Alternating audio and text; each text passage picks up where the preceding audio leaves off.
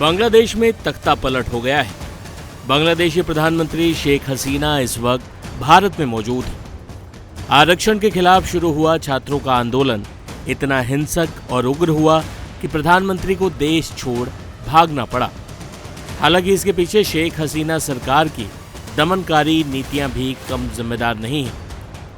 हालांकि अब जब शेख हसीना बांग्लादेश की सत्ता और सीमा दोनों से बाहर हो गई हैं, तो सियासी गलियारों में उनकी सबसे बड़ी प्रतिद्वंदी खालिदा जिया का जिक्र हो रहा है। 90 के दशक से ही खालिदा जिया और शेख हसीना की राजनीतिक अदावत चल रही है। खालिदा जिया बांग्लादेश की पहली महिला प्रधानमंत्री थी, वहीं शेख हसीना दूसरी महिला प्रधानमंत्री। खालिदा 3 बार प्रधानमंत्री पद संभाल चुके हैं। हालांकि 2008 से ही सत्ता पर काबिज शेख हसीना ने खालिदा जिया को खत्म करने में कोई कोर कसर नहीं छोड़ी।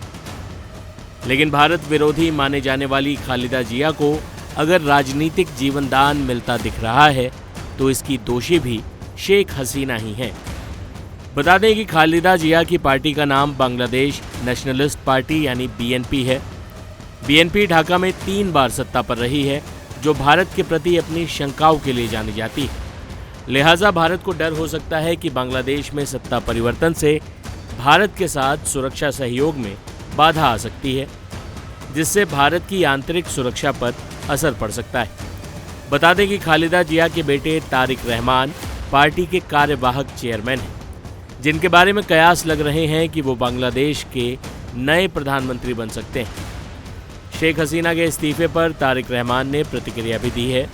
उन्होंने सोशल प्लेटफॉर्म एक्स पर कहा, शेख हसीना का इस्तीफा लोगों की ताकत को साबित करता है और आने वाली पीढ़ियों के लिए ये एक उदाहरण होगा जो दिखाएगा कि कैसे लोगों का साहस अत्याचारों पर विजय प्राप्त कर सकता है। समाज के सभी वर्गों के छात्रों और प्रदर्शनकारियों को बधाई। न्याय की उनकी निस्वार्थ भावना और अपने साथी देश के लोगों के प्रति प्रेम इस ऐतिहासिक दिन पर प्रबल हुआ है।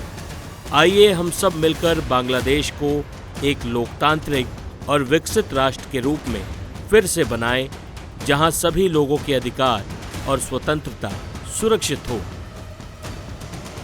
हालांकि तारिक रहमान को बांग्लादेश में भारत विरोधी राजनीति का प्रमुख चेहरा माना जाता है। वो सालों से बांग्लादेश में इंडिया आउट कैंपेन का संरक्षण कर रहे हैं। तारिक रहमान को आतंकवाद फैलाने का दोषी पाए जाने पर साल 2018 में 10 साल की सजा सुनाई गई थी। 21 अगस्त 2004 को आवामी लीग की रैली में आतंकी हमले में वो दोषी पाए गए थे।